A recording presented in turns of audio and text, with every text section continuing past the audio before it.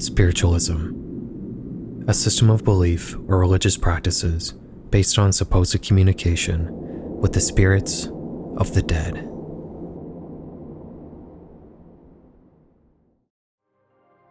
As Western civilization rapidly developed in the latter half of the second millennium, so too did the idea of spiritualism. Christianity was in constant flux, trying to find its place in this quickly changing modern world, first with the Reformation in the 1500s that led to the Protestant denominations, and then the Counter-Reformation that saw a resurgence of the Catholic Church. New ideas were constantly being explored. The idea of the occult somehow became less taboo, and somewhere along the line, spiritualism found its way into the fold. Though the idea of ghosts was always in the collective consciousness, for a very long time, spirits usually took the form of benevolent souls who were in a temporary state of limbo on their way to either heaven or hell, and they could be helped along their way by a priest. But in 1800s America, a Christian belief arose that just beyond our mortal grasp lay a spirit realm where dead people could be contacted. Mostly women would begin touting themselves as mediums, and they would hold seances with people hoping to contact the souls of their dead loved ones. This practice exploded in the newly industrialized United States, and from there, it would quickly spread to Europe and Latin America. While the practice of seances was more or less just a trend that would fade over time, the ideas of spiritualism would remain in Western culture in a big way. Some of it would evolve into the Eastern-inspired New Age movements, but some of it would evolve into a cultural belief in the paranormal, which would peak in the 1970s with high-profile hauntings like the Amityville Horror and celebrity paranormal researchers like Ed and Lorraine Warren. I recently rewatched the 2002 movie The Mothman Prophecies, which is about the Mothman urban legend that originated in Point Pleasant, West Virginia in the late 60s. Now, I hadn't seen this movie in 15 years, so I was expecting it to feel a little old, but it ended up feeling outdated in a way I wasn't expecting. This movie is about a paranormal investigation, and I was really surprised at just how easily so many characters in the movie just outright believed in the supernatural. In a modern horror movie, the trope is often that the protagonists are completely ignorant to the paranormal until it literally assaults them physically. But in the Mothman Prophecies, the idea of supernatural forces being the explanation behind everything is an idea entertained by almost everybody in the movie throughout its entire runtime. And that got me thinking. Things used to be different in this era, didn't they? In the early 2000s, you had nationally syndicated shows like Crossing Over, where John Edwards would supposedly communicate with the souls of his audience members' dead loved ones. You had a plethora of ghost hunting shows where crews would run around creepy places at night, hoping to find any scrap of evidence that a haunting was happening. This was the age of the Jesus toast, the Bleeding Mary statue, people going on national talk shows to talk about their 23 minutes in hell. I don't know if it's due to a massive decline in organized religion or just a general rise in skepticism, but society today doesn't feel nearly as ready to believe in the paranormal as it used to be. But on the 1990s internet, things were different. And that's going to be the theme of today's episode. We're about to dive into a world of ghost sightings, paranormal investigations, seances, and other such encounters with the dead. The world of ghosts and hauntings on the early internet looked quite a bit different than it does now, and not just because the paranormal was a more common topic. No, it really comes down to the nature of Web 1.0 and Web 2.0. Back on the early internet, most people weren't monetizing their content. The systems to do this just weren't in place yet. As a result, everything about ghosts, hauntings, and the paranormal were all put up sheerly out of passion, not for profit. You're not going to find 3 a.m. calls with Freddy Fazbear on the 90s internet. Now, I'm not saying content made for profit is bad. I profit off of my videos, and believe me, I would much rather watch Nick and Ryan's ghost investigations on YouTube than visit Karen's ghost page to look at ghost photos. But because pretty much everyone who was making these sites did it solely to share it with others, the nature of the content itself is different. The fancy ghost hunting equipment sensing magnetic disturbances is replaced with a disposable camera taking pictures of orbs. The high production quality deep dive videos made by a team of people are replaced by a wall of text written by a single person. You didn't have pseudo-celebrities doing ghost hunting solely to make content for money. You had passionate investigators advertising their free services hoping desperately to find proof of the paranormal. There were no demonetizations, copyright strikes, algorithms, or sponsorships to worry about. Speaking of sponsors, look, I'm a busy guy. I have a full-time job as a software engineer, and I also make these YouTube videos, which is basically a whole other full-time job's worth of work. On an average day, I'm pretty much working from the time I wake up till the time I go to bed. Doesn't really leave me a whole lot of time for other stuff like cooking. Well, that's where Factor comes in. With Factor, I don't have to go to the grocery store, choose ingredients, or plan meals. I can get chef-crafted, dietitian-approved meals delivered right to my door, and there are over 35 options to choose from each week, like keto, calorie smart, vegan plus veggie, and more. While normally I'd have to stop whatever important stuff I'm doing to cook for myself, with Factor, I can get chef-prepared meals ready to eat in just 2 minutes. There's no prepping, cooking, or cleaning up involved. Just heat it up and enjoy. One thing I really like about Factor is how flexible they are. There's no long-term commitment. You can choose what you want on a weekly basis, adjust your order size, or if you're going on vacation, you can even skip a week if you want. It's that easy. So, what are you waiting for? Head to factor75.com or click the link below and use code FERAL50 to get 50% off your first Factor box and 20% off your next month of orders. That's code FERAL50 at factor75.com to get 50% off your first box plus 20% off your next month of orders. Okay, I always make these intros way too long. Let's just get into it. The incident is a site that was first archived in January 1999. The homepage greets us with a blurb of text written by the site's creator, a Danish man named Baldur Ulrich. He explains that we're about to see a series of pictures that came from a book found in a secondhand bookstore in Germany a couple years prior. This book apparently had Baldur's last name on the cover, which was what had caught his eye.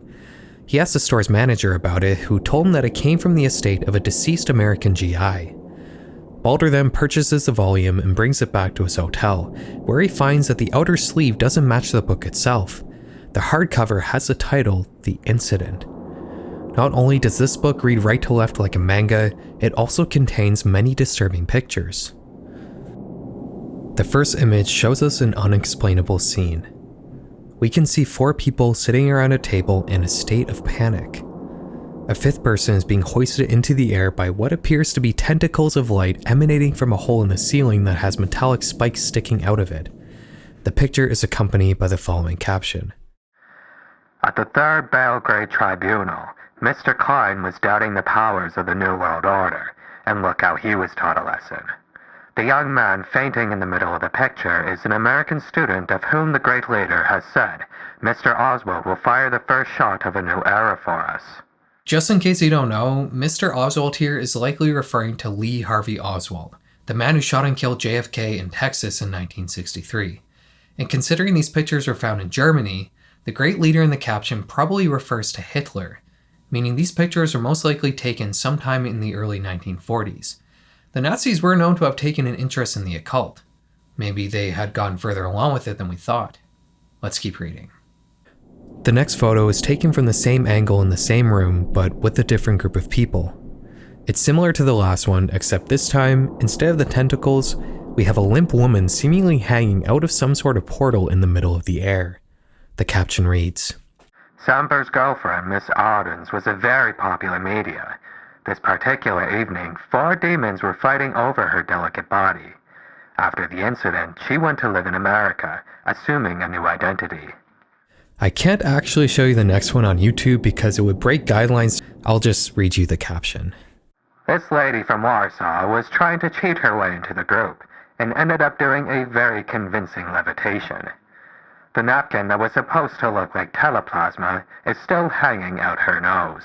The next image is the most chaotic yet, with a bunch of chairs flying around the room. The caption reads, Dr. Mesmer's experiments with alien technologies were notorious.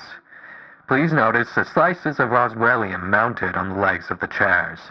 Dr. Mesmer here is referring to Franz Mesmer, a German doctor from the 1700s who had proposed a school of medicine called animal magnetism, which is the idea that everywhere around us lays a dormant kind of natural force that can be channeled to heal people. Mesmer was supposedly successful in using his technique to heal at least a couple people, but in the years following his death, the idea of animal magnetism would slowly evolve into hypnotism. There was never any natural force, it was all the power of suggestion. Mesmer these days is probably most famous for the word mesmerize. And in regards to Roswellium in this caption, I can't actually find that word anywhere else, so I'm guessing it probably refers to Roswell, New Mexico, where Area 51 is located. The next picture is taken from a different angle, and it shows a man floating above the table with more tentacles of light entwining him. The caption reads, Mr. Klein was suddenly hit by an electrospasm and levitated for several seconds, shaking in the air. Please notice how calm Mesmer is. Was he the bird? Semper thought so, and Mesmer was excluded shortly after. Mesmer is apparently in this scene, possibly as a bird, whatever that means. The following photo shows us a group of people holding onto a floating table, and it's accompanied by the following caption. This is a last known picture of Frau Goebbels.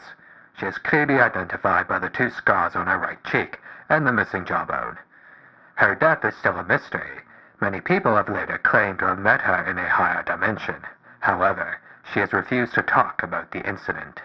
Goebbels here most definitely refers to Magda Goebbels, the wife of Joseph Goebbels, the propaganda minister for the Nazi Party and Hitler's right-hand man.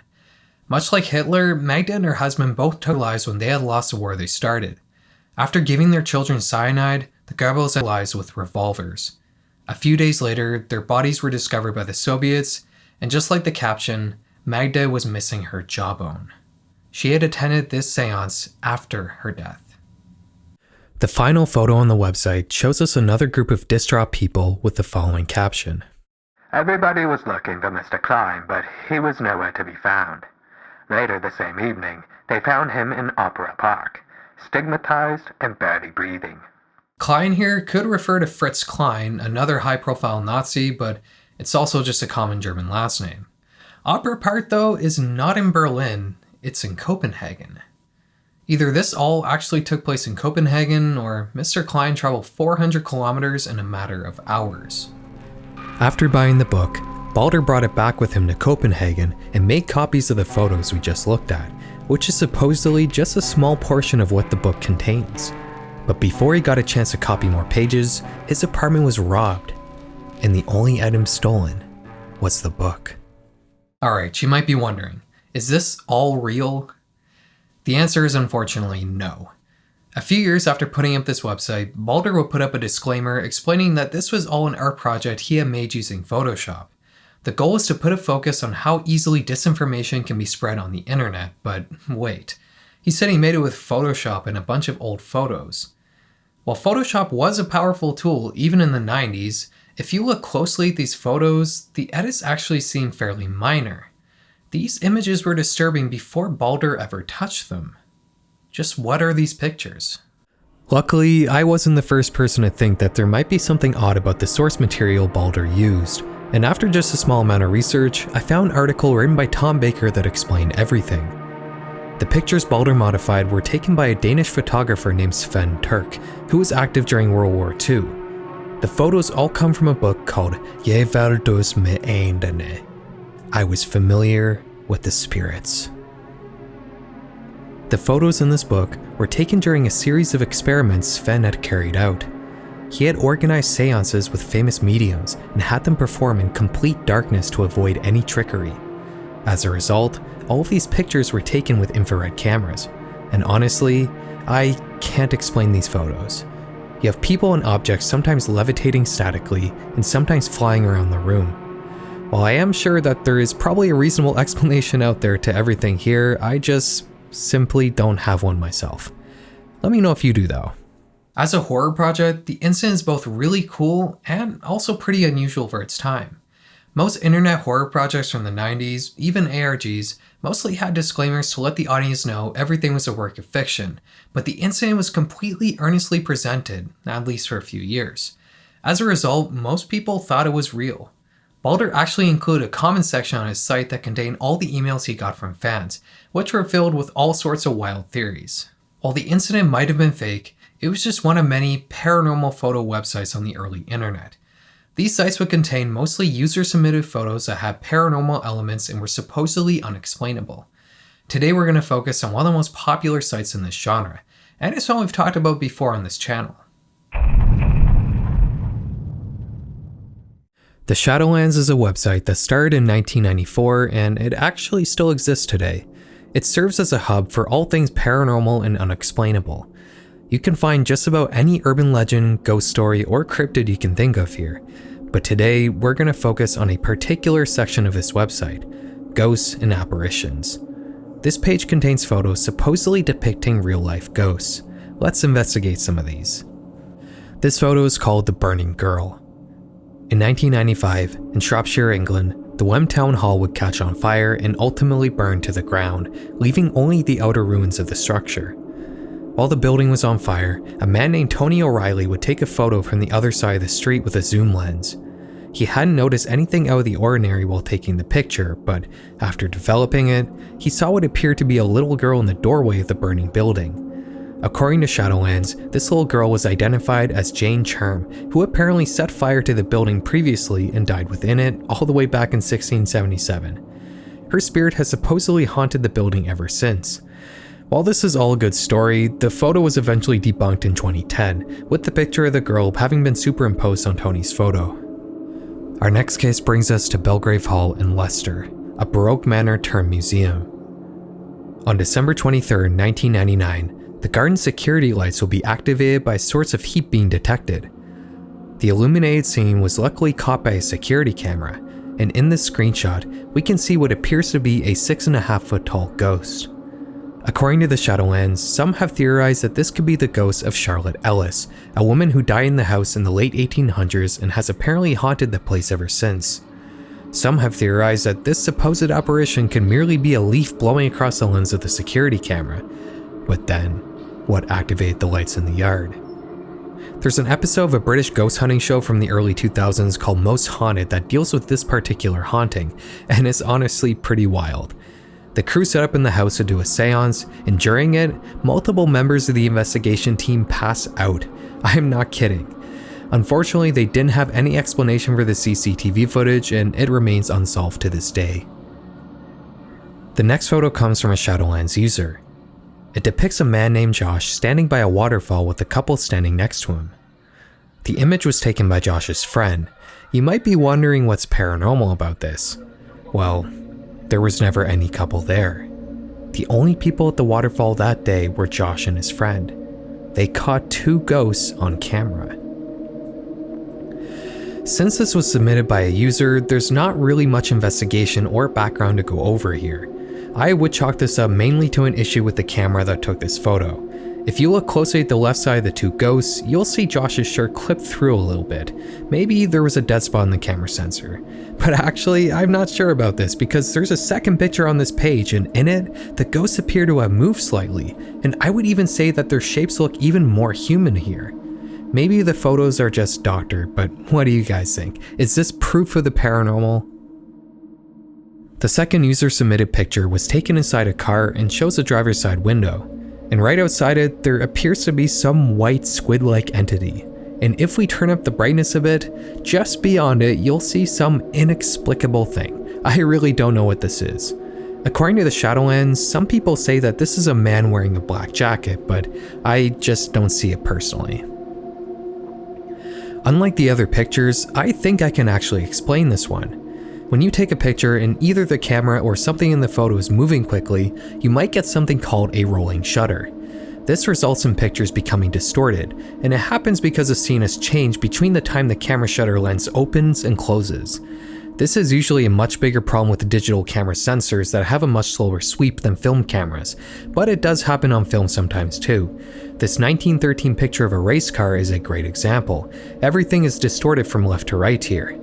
I think this picture probably shows either a sign or a passing car heavily distorted from the rolling shutter of what's probably a disposable camera. And the other weird stuff in the photo, it's probably just a reflection of whatever is in the car, which would make sense since it doesn't appear to be in motion in the photo.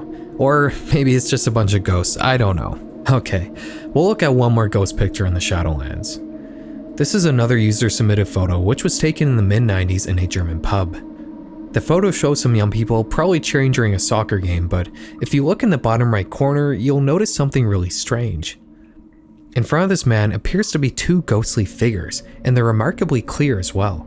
These aren't your average orbs or camera smudges.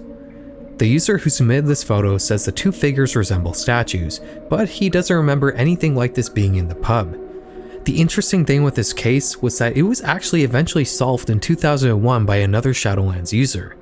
Take a look at the American album cover for Hey Jude by the Beatles. Notice anything familiar?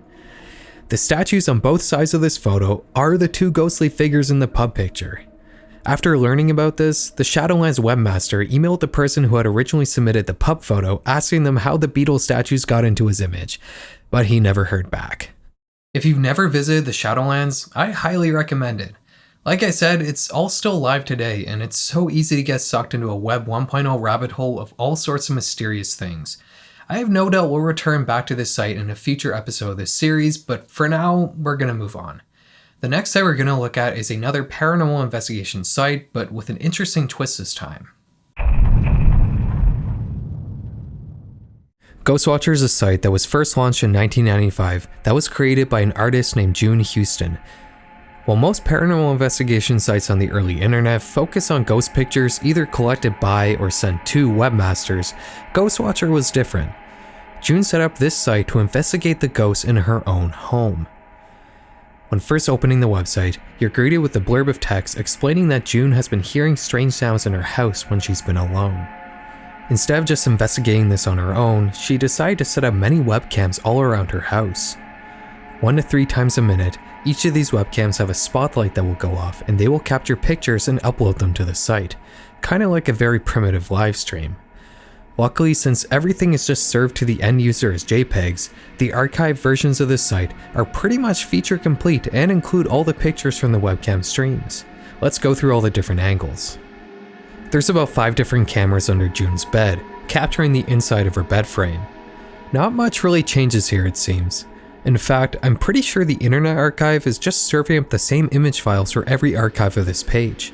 So while we can see the pictures, we're just seeing the same ones no matter what date the page was archived. There's also some angles in her basement, including an admittedly pretty creepy view of a back exit that looks like it's from the Blair Witch Project or something.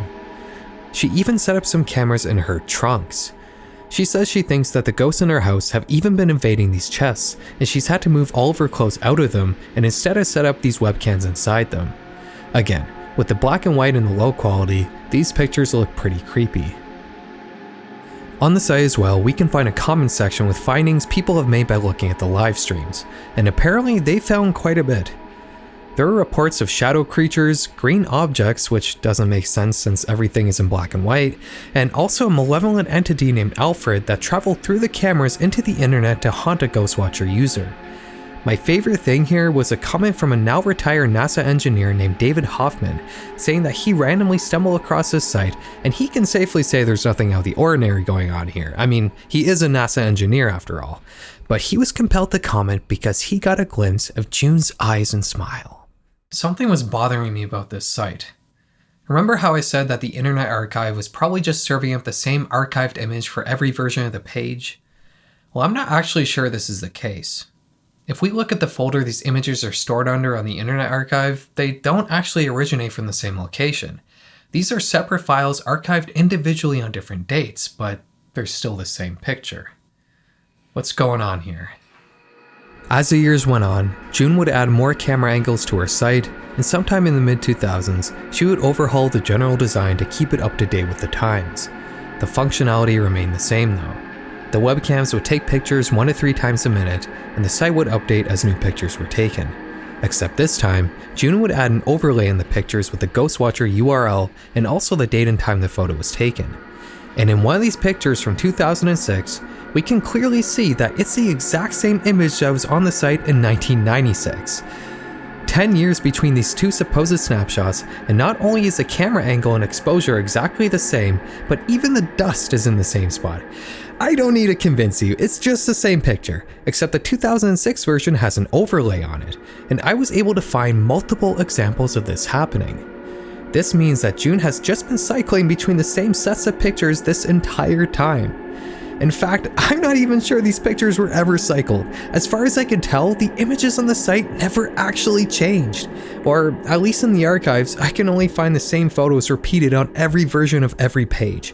And I'm not the only person who's caught this. I found a comment on Reddit from somebody who had used the site in its heyday, and they noticed the same thing I did. This means that Ghostwatcher was just a really elaborate troll that went on for more than 11 years. I really gotta give it to June. This is some insane dedication. She even had a merch store set up in the later days of her site, all for people who were looking at the same images over and over again for more than a decade. You know, I'm not terribly surprised or anything, but we've looked at quite a few hoaxes today. I guess it just kind of comes with the territory. But believe me when I say this next site is 100% genuine.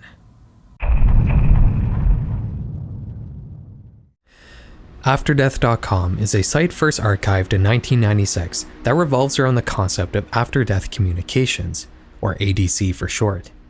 This might sound like spiritualism, but it differs in a few ways. While traditional spiritualism hinges on the concept of seances run by a medium, after-death communications happens directly between a person and their deceased loved one, without needing any kind of intermediary. The site is run by Bill and Judy Guggenheim, who originally came up with the term after-death communications in 1988. They estimate that 20% of people in the USA have experienced an ADC at one time or another. Bill and Judy spent 7 years interviewing 2,000 people, and they compiled 353 first-hand accounts of ADCs into a book called Hello from Heaven. While most of the paranormal stuff we've talked about so far has had a bit of a menacing undertone, the idea of ADCs is supposed to be comforting proof that your loved one still persists somewhere in a different plane of existence, which is more in line with the traditional idea of spiritualism. Something very interesting about this site is the memorial section. This might actually be the first index of obituaries on the internet, or at least I can't find any made before this. While traditionally obituaries have a very plain and emotionless format, these ones are all pretty personal, and if I'm being honest, it's hard not to get a little emotional while reading these. You know, when I first scoped out this site for this video, I was really expecting to find something more esoteric. Maybe something along the same lines as that infamous 23 minutes in hell fiasco I briefly mentioned earlier in the video, which is a perfect example of this sort of paranormal tinged religious lunacy that is so reminiscent of this bygone era I was hoping to capture. But the more time I spent on AfterDeath.com, the more I realized it was something completely different. Further into the site, Bill and Judy explained that they've collected a total of 3,300 first-hand accounts of after-death communications, and they were able to draw some conclusions from their research, like the categories ADCs typically fall into. Maybe you've sensed your deceased loved one's presence. You're going about your day and you just get a distinct and inexplicable feeling that they're nearby. Maybe you've awoken during the witching hour and were able to make contact when the veil was at its thinnest. Maybe you've sensed them in some way. You've heard their voice, smelt their smell, felt their touch. Maybe you've dreamt about them. According to Bill and Judy's research, ADCs in almost all cases are positive encounters. They urge the reader that the ghosts on the other end of the spiritual connection usually say things like, "I'll always be there for you. Everything will be alright. I'll see you again. I love you." Look, it would be so easy to systematically tear everything apart here. I could talk about stuff like hypnagogic hallucinations and confirmation bias, but honestly, I just don't want to do that. On AfterDeath.com, there's a message board feature, and you know what? It's filled not just with first-hand accounts of people talking to the dead, but it's filled with people's grief, love, and support, just like their memorial section. I talked about this in my hauntings video, but I truly think that believing in the paranormal can be a great coping mechanism for the extremes we face in our normally mundane lives, like death. Who might have bashed a community of people finding positivity in the hardest parts of their lives? Anyways guys, that's it for today's dive into the 90s internet. When we return for the next episode, we're going to look at what's probably the biggest paranormal topic of not just the 90s internet, but the 90s in general. Let me know what you think that might be, and have a good night.